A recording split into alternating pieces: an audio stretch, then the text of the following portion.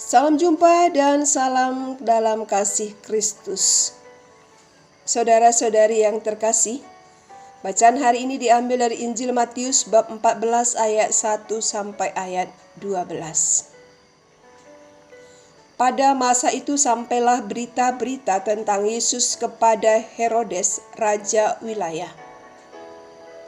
Lalu ia berkata kepada pegawai-pegawainya, "Inilah Yohanes Pembaptis.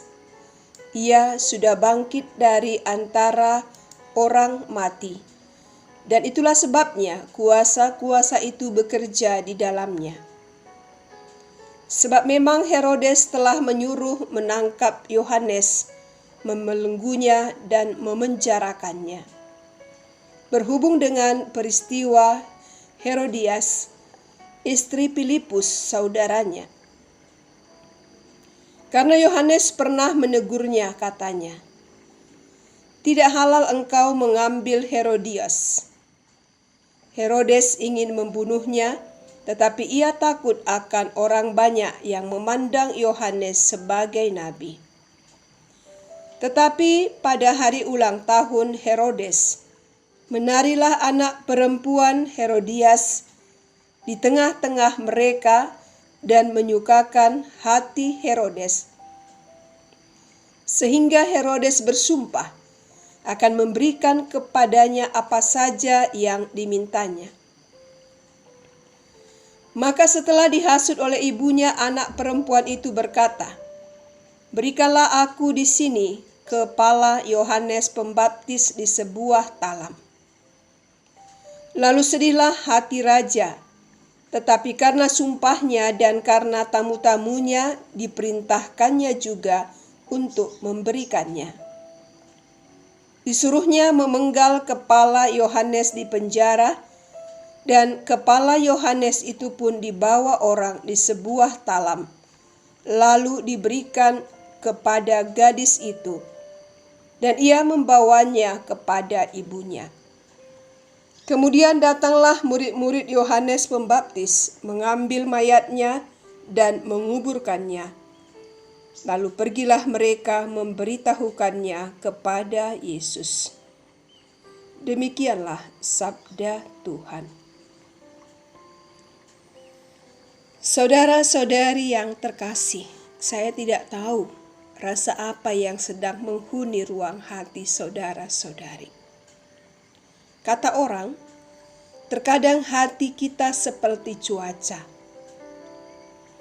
Ada mendung, ada saat di mana ia cerah. Ada cinta yang mempersatukan. Ada kekalutan yang menggelisahkan. Ada benci yang mencerai-beraikan. Terlihat jelas cinta dan benci ibarat dua sisi dari logam sebuah hati. Pernahkah saudara-saudari merasakan bagaimana kedua rasa ini, cinta dan benci, bergulat saling menaklukkan? Kita percaya bahwa kita tak pernah dilahirkan untuk saling membenci, tetapi saling mengasihi. Namun kemanusiaan kita seringkali membuat kita membenci sesama. Apa yang akan kita dapatkan dari membenci sesama? Kita tak akan pernah memperoleh apa-apa darinya selain merusak diri kita sendiri. Saudara-saudari yang terkasih, cerita tentang betapa dahsyatnya dampak kebencian itu pun telah disaksikan bahkan dialami oleh Yesus sendiri. Yohanes Pembaptis, orang yang memberi kesaksian tentang kedatangannya, harus mati dibunuh karena dendam atas sebuah pengungkapan kebenaran. Herodias meminta kepala Yohanes sebagai hadiah buat putrinya. Satu peluang baginya untuk membalas dendam atas teguran Yohanes yang menyakitkan. Saudara-saudari, Kisah ini hendak menggarisbawahi beberapa kenyataan. Pertama, berbicara tentang kebenaran, kita harus siap berkorban.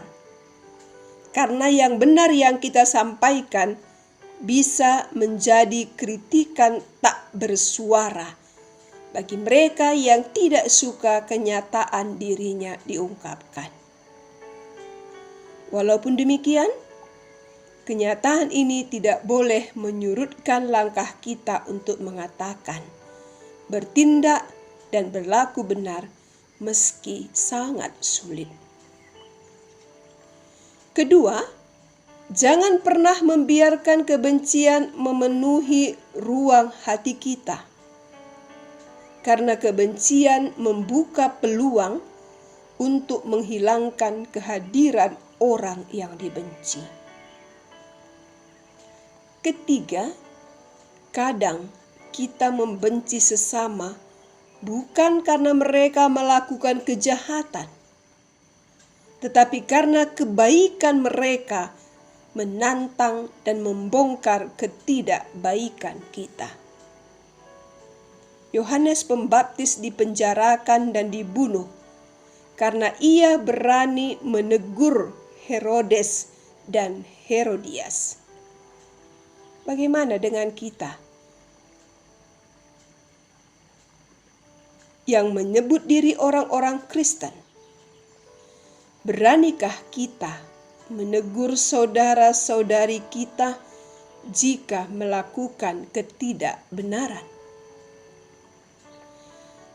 Ada 1001 Yohanes Pembaptis akan hadir setiap saat untuk menyuarakan situasi zamannya.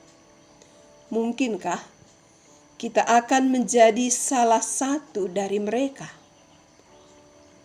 Saudara-saudari, hati kita tercipta untuk menjadi ladang cinta akan kebaikan dan kebenaran. Maukah kita membawa sesama kita kepada kebaikan dan menjadi jalan pulang bagi mereka yang kehilangan orientasi hidup? Kebencian tak akan pernah menyelesaikan persoalan. Kebencian bukanlah obat yang baik untuk sebuah hati yang terluka, selain pengampunan dan kesediaan untuk mencinta. Kalau kita tidak bisa menjadi seorang Yohanes Pembaptis yang berani menyuarakan kebenaran, setidaknya jangan pernah membiarkan api kebencian merusak hati kita dan membakar sesama yang adalah saudara kita. Tuhan memberkati.